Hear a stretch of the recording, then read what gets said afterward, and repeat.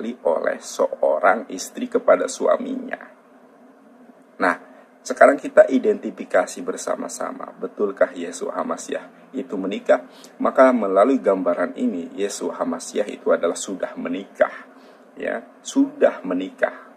Salam teman-teman sekalian, jumpa kembali dengan saya dalam video kali ini. Sesuai dengan janji saya kemarin bahwasanya saya akan memberi tanggapan saya tentang apa yang menjadi klaim daripada Ustadz Nandar yang melecehkan, yang menista, juga menuduh ya. Ini dia obok-obok tentang kekristenan dan juga tentang iman kekristenan. Maka sekarang teman-teman sekalian saya akan menjawab apa yang menjadi klaimnya. Dia berkata di videonya bahwasanya dia meneliti tentang kitab-kitab yang ada di Laut Mati, ya tentunya itu kitab Barnabas teman-teman sekalian, dan itu tidak dipakai oleh orang Kristen, dan juga ada beberapa catatan-catatan sejarah yang memang digunakan untuk menggugurkan ya iman kekristenan tentang ketuhanan Yesus dan juga kepribadian Yesus yang kita kenal sebagai Allah yang hidup. Maka daripada itu teman-teman sekalian, dia berkata dalam videonya bahwasanya Yesus itu menikah dan punya anak.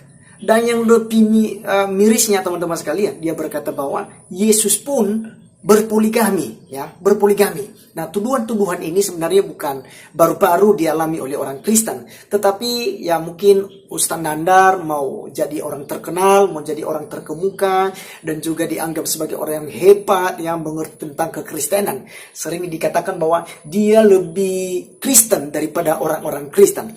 Maka teman-teman sekalian, dalam video kali ini, pertama-tama saya akan sampaikan kepada Ustadz Nandar bahwa dia sudah salah benar dan bahwa Nandar sudah melanggar apa yang dinasihati oleh Al-Quran Anda, kitab suci Anda, dan juga Nabi Anda yang memberikan nasihat buat saudara, bahwa saudara tidak memaksakan orang untuk harus masuk ke dalam agamamu dan juga harus menghargai agama yang lain. Nah, Ustadz Nandar hal ini sudah melanggar apa yang ditintahkan di dalam Al-Quran. Dia mengatakan bahwa agamamu adalah agamamu dan agamaku adalah agamaku. Tidak ada paksaan di dalam umat atau agama Islam. Maka daripada itu teman-teman sekalian, supaya kita tidak gagal paham, ya, mari kita melihat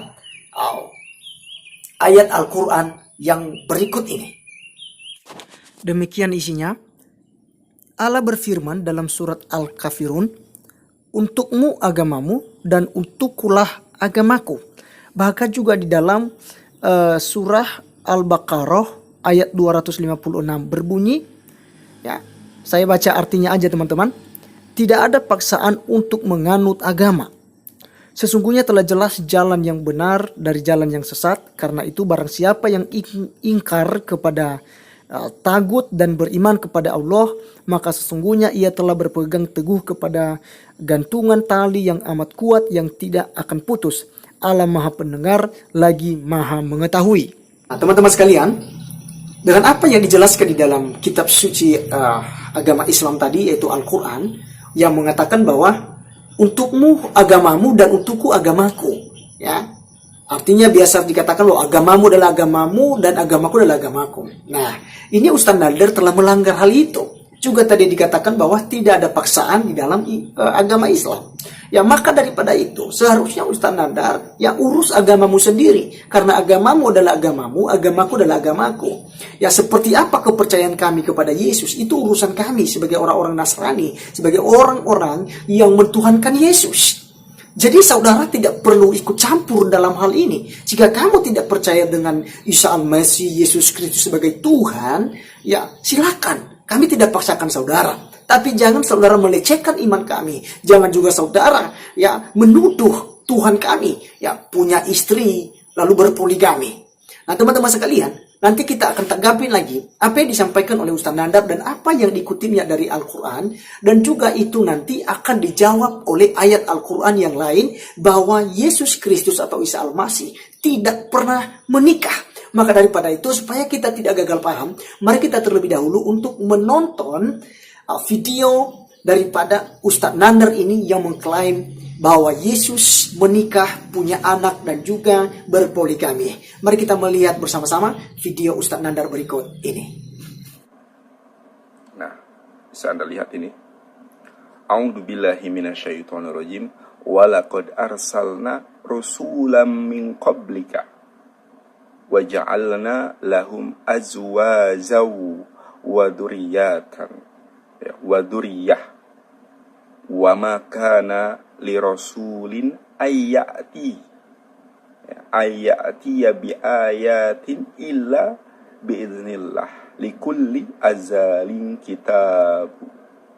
Ya, dan sungguh kami telah mengutus beberapa rasul sebelum engkau Muhammad, dan kami berikan kepada mereka istri-istri.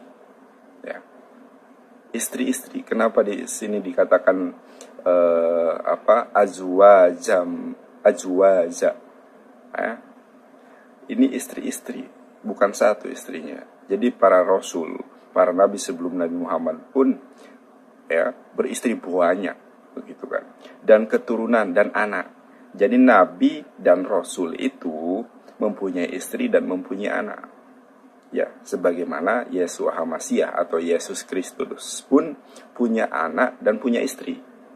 Baiklah teman-teman sekalian, itulah ayat Al-Quran yang dikutip oleh Ustaz Nandar dan dihubungkannya dengan kepribadian daripada Yeshua HaMasyiah atau Yesus Kristus, yang dia katakan bahwa menikah dan juga punya anak serta berpoligami.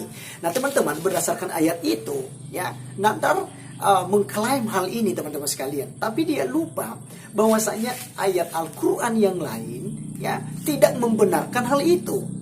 Ya, tidak membenarkan apa yang dikutip oleh Ustaz Nandar ini. Ya, jadi kalau dia katakan tadi dalam ayat itu berkata bahwasanya ya sudah diutus nabi-nabi sebelum Nabi Muhammad dan juga Allah memberikan istri-istri bagi mereka dan juga keturunan, ini salah besar teman-teman. Saya akan buktikan dengan perspektif Al-Quran. Ya, apa kata Al-Quran tentang Yesus Kristus? Apakah Yesus menikah atau Isa Al-Masih menikah atau tidak? Apakah Yesus ya sudah berpoligami atau tidak teman-teman sekalian? Untuk itu mari kita membaca ayat Al-Quran berikut ini yang menjelaskan tentang Yesus tidak sempat menikah. Nah ini dia ayatnya teman-teman sekalian di dalam surat Quran Ali Imran 3 ayat 55. Saya akan bacakan secara terjemahan teman-teman karena saya tidak bisa baca bahasa Arab. Ingatlah ketika Allah berfirman, wahai Isa, aku mengambilmu dan mengangkatmu kepadaku serta menyucikanmu dari orang-orang yang kafir dan menjadikan orang-orang yang mengikutimu di atas orang-orang yang kafir hingga hari kiamat. Kemudian kepadaku engkau kembali, lalu aku beri keputusan tentang apa yang kamu perselisihkan. Tentunya berdasarkan ayat ini teman-teman sekalian, kita bisa mengambil sebuah kesimpulan bahwasanya Isa Al-Masih atau Yeshua HaMasyiah, Yesus Kristus tidak menikah karena Tuhan telah mengangkatnya ke langit. Ya, Tuhan telah menyelamatkannya, mengambilnya supaya dia tidak sama-sama dengan orang-orang kafir lagi, ya, karena dia adalah seorang nabi, ya, menurut Al-Quran. Teman-teman sekalian, tentunya apa yang disampaikan oleh Ustaz Nandar tadi bahwasanya Yesus Kristus menikah berpoligami, tentunya dengan ayat ini ya sangat menentang, sangat tidak relevan dengan apa yang disampaikan oleh surat Al-Quran yang dikutip oleh Ustaz Nandar di videonya. Maka daripada itu teman-teman, untuk lebih jelasnya lagi ya, kita melihat apa yang disampaikan oleh Ustadz sendiri mengenai pernikahan Isa Al-Masih ya. Jadi supaya nanti tidak dianggap bahwa saya sembarangan untuk menafsirkannya, tetapi saya belajar daripada ustadz-ustadz yang lain yang mengatakan bahwa Yesus Kristus atau Isa Al-Masih itu tidak menikah. Nah, seperti apa videonya? Mari kita menonton video Ustadz yang menjelaskan ayat ini dan yang tentunya ya bertentangan dengan apa yang menjadi penjelasan Ustadz Nandar. Semua nabi dari Nabi Adam sampai Nabi Muhammad SAW. Tapi ada yang ditunda nikahnya. Sayyidina Nabi Isa alaihi salatu wassalam ala nabiyina afdhalus salatu wassalam ditunda sama Allah Subhanahu wa taala. Sunnatul anbiya. nikah ini adalah kewajiban bagi para nabi. Jadi tidak ada satupun nabi yang tidak nikah. Jadi nggak ada ceritanya nabi kok jomblo, nggak ada. Ada nabi yang sampai sekarang yang masih jomblo ada? Ada. Siapa? Nabiullah Isa. Tapi Nabiullah Isa belum wafat, diangkat oleh Allah menuju ke langit, belum menikah, belum. Kapan Nabiullah menikah? Kapan Nabiullah Isa menikah?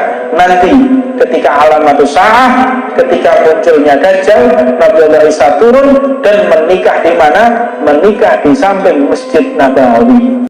Nah teman-teman sekalian, itulah kedua ustadz yang menjelaskan bahwasanya Isa Al-Masih atau Yeshua HaMasyiah atau Yesus Kristus itu tidak menikah, ya. Jangankan berpoligami, menikah saja tidak, ya. Jadi teman-teman sekalian, ya, apa yang disampaikan oleh Ustaz Nandar sangat bertentangan dengan para ustadz yang lain dan juga sangat bertentangan dengan apa yang dituliskan di dalam Al-Quran itu sendiri. Jadi teman-teman sekalian, ya, jika hal ini kita hubungkan di dalam kekristenan, ternyata sebelum Yesus Kristus, ya, dan juga sesudah Yesus Kristus, ada nabi dan rasul yang tidak menikah.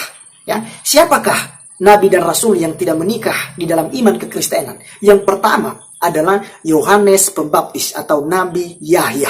Nabi Yahya tidak pernah dicatat dalam kitab Taurat, Jabur, para nabi, ya, dan Injil. Ya, tidak pernah dicatat bahwasanya Nabi Yahya atau Yohanes Pembaptis ini punya istri ataupun keturunan. Kedua teman-teman sekalian, rasul yang tidak menikah setelah Yesus Kristus, ya, adalah Rasul Paulus. Rasul Paulus tidak menikah. Dia juga dicatat di dalam surat-suratnya bahwa, ya, dia menghancurkan banyak orang-orang yang mengikut tentang Yesus Kristus, yang melayani Tuhan, ya. Jika bisa seperti dirinya yang tidak menikah, maka alangkah lebih bagusnya. Tetapi jika tidak juga ada salahnya jika ada orang yang menikah. Tentunya dalam bahasa Rasul Paulus ini punya makna tertentu. Intinya adalah jika saudara mengambil keputusan untuk tidak menikah, silakan. Jika mengambil keputusan juga untuk menikah, juga dipersilakan. Tidak ada paksaan. Jadi, dari ayat yang sudah dibacakan oleh Ustadz Nandar tadi, bahwasanya Nabi dan Rasul wajib punya istri, wajib punya anak, maka ini merupakan sebuah kesalahan besar daripada Ustadz Nandar. Oke, baik teman-teman sekalian. Kita akan melihat video Ustadz Nandar yang berikut yang mengutip ayat Alkitab di dalam kitab Lukas pasal 7. Nah, kita lihat seperti apa videonya supaya kita bisa komentar bersama-sama nantinya. Berikut videonya. Nah, ini adalah salah satu prosesi. Ya, salah satu prosesi atau prosesi. Prosesi bagaimana Yeshua HaMasyiah disentuh, ya, diminyaki oleh seorang perempuan.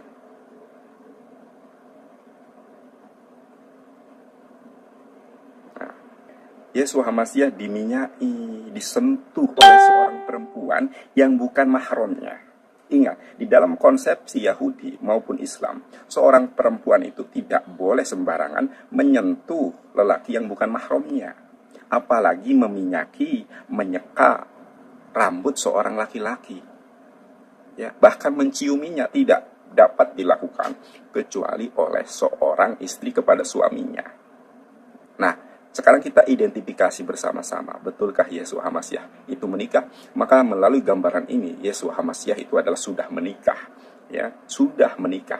Mari kita lihat ayatnya. Di dalam Lukas, ya, di dalam Lukas ini, di dalam Lukas 7. Di dalam Lukas 7 ayat ke-37. Di kota itu ada seorang perempuan yang dikenal sebagai seorang berdosa. Ketika perempuan itu mendengar bahwa Yesus sedang makan di rumah orang Farisi itu, datanglah ia membawa sebuah buli-buli pualam berisi minyak. Ya. Sebentar, saya ataskan sedikit. Sambil menangis ia pergi berdiri di belakang Yesus, di dekat kakinya, lalu membasahi kakinya. itu dengan air matanya dan menyakanya dengan rambutnya. Kemudian ia mencium kakinya dan meminyakinya dengan minyak wangi. Ya, ini tradisi Yahudi, prosesi pernikahan, saudaraku. Bukan hanya prosesi hanya meminyaki. Ini salah besar ini kan. Ini yang disalahpahami ya. Ya, baik teman-teman sekalian, Ustadz Nandar mengutip di kitab Lukas pasal 7 tadi, ayat 37 dan 38. Jadi, kesannya begini teman-teman, dia hanya mengutip beberapa ayat saja, yaitu ayat 37 dan 38. Padahal itu satu pasal ya, itu sampai ayatnya yang ke-50 teman-teman sekalian. Karena di situ cerita tentang seorang perempuan yang berdosa yang pernah diselamatkan oleh Yeshua Hamasya atau Yesus Kristus ketika hendak dirajam dengan batu ketika kedapatan itu berzinah ya oleh orang-orang Farisi dan ahli Taurat. Lalu Yesus menyelamatkan dia di situ teman-teman sekalian. Jadi dia datang ke rumah orang Farisi yang bernama Simon ini karena dia mendengar bahwa Yesus ada di dalam rumah orang Farisi ini sehingga dia masuk.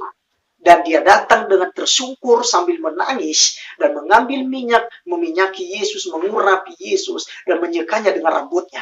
Tetapi teman-teman sekalian, kalau kita melihat di dalam ayat 39 sampai 50 jelas dikatakan di sana bahwa perempuan itu adalah seorang berdosa ya. Bahkan ketika diuji oleh orang Farisi itu apakah Yesus mengetahui siapa perempuan itu atau tidak, tetapi Yesus menjawab Simon, dia tahu ya bahwa perempuan itu adalah orang-orang berdosa.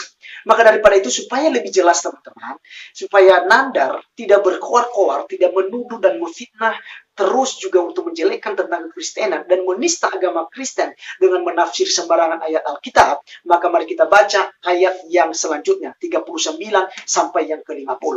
Demikian firman Tuhan. 39, ketika orang Farisi yang mengundang Yesus melihat hal itu, ia berkata dalam hatinya, jika ia ini nabi, tentu ia tahu siapakah dan orang apakah perempuan yang menjamahnya ini. Tentu ia tahu bahwa perempuan itu adalah seorang berdosa. Lalu Yesus berkata kepadanya, Simon, ada yang hendak kukatakan kepadamu. Saud Simon, katakanlah guru. Ada dua orang yang berhutang kepada seorang pelepas uang, yang seorang berhutang 500 dinar, yang lain 50. Karena mereka tidak sanggup membayar, maka ia menghapuskan hutang kedua orang itu. Siapakah di antara mereka yang akan terlebih mengasihi dia? Jawab Simon, aku kira dia yang paling banyak dihapuskan hutangnya. Kata Yesus kepadanya, betul pendapatmu itu. Dan sambil berpaling kepada perempuan itu, ia berkata kepada Simon, engkau lihat perempuan ini, aku masuk ke rumahmu, namun engkau tidak memberikan aku air untuk membasuh kakiku, tetapi dia membasahi kakiku dengan air mata dan menyekanya dengan rambutnya. Engkau tidak mencium aku, tetapi sejak aku masuk ia tiada henti-hentinya mencium kakiku. Engkau tidak meminyaki kepalaku dengan minyak, tetapi dia meminyaki kakiku dengan minyak wangi. Sebab itu aku berkata kepadamu, dosanya yang banyak itu telah diampuni, sebab ia telah banyak berbuat kasih. Tetapi orang yang sedikit diampuni, sedikit juga ia berbuat kasih. Lalu ia berkata kepada perempuan itu, dosamu telah diampuni. Perhatikan teman-teman sekalian, perkataan Yesus kepada perempuan yang menyekanya dengan rambut perempuan itu, yang meminyakinya, dia berkata begini. Lalu ia berkata kepada perempuan itu, dosanya telah diampuni. Ayat 49, dan mereka yang duduk makan bersama dia berpikir dalam hati mereka, siapakah ia ini sehingga ia dapat mengampuni dosa? Nah, ini lagi perkataan Yesus. Tetapi Yesus berkata kepada perempuan itu, imanmu telah menyelamatkan engkau, pergilah dengan selamat. Nah, jadi teman-teman sekalian, di sini sangat jelas sekali bahwa ini bukan prosesi pernikahan atau perkawinan secara istiadat orang Yahudi. Tetapi ini sebuah peristiwa di mana seorang perempuan yang penuh dosa, yang sudah diampuni, yang sudah diselamatkan oleh Tuhan Yesus Kristus, bersyukur dan menyadari kesalahannya hingga sampai ia datang ke dalam rumah di mana Yesus berada. Dan di situ Yesus berkata dengan terus terang kepadanya bahwa dosanya telah dihapuskan ya oleh karena imannya kepada Tuhan Yesus Kristus. Jadi teman-teman sekalian, inilah pembelaan iman kita terhadap Ustadz Nandar yang menuduh tentang kekristenan, juga yang mengatakan bahwa Yesus menikah dan juga berpoligami. Maka video kali ini teman-teman sekalian cukup sampai di sini. Nantikan saya di dalam video-video berikutnya. Tuhan Yesus memberkati kita semua.